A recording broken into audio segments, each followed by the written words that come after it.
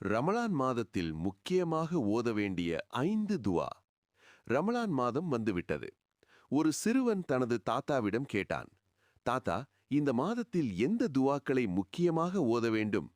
தாத்தா புன்னகையுடன் சொன்னார், 1. பாவ மன்னிப்பு துவா. ஹஸ்தக்பிருல்லாஹ் ரப்பி மின் குல்லி தம்பின் வ அதூபு இலை. அல்லாவிடம் பாவ மன்னிப்பு கேள். 2. ஜன்னத் கேட்கும் துவா. அல்லாஹும்ம இன்னி அஸ்அலுக்கல் ஜன்னத். 3. நரகத்திலிருந்து பாதுகாப்பு. அல்லாஹும்ம அஜிர்னா மினன்னார். 4. லைலத்துல் கத்ர் துவா. அல்லாஹும்ம இன்னக்க அஃபுவுன் துஹிப்புல் அஃப்வ ஃபஅஃபு அன்னி. 5. நோன்பு ஏற்றுக்கொள்ள துவா.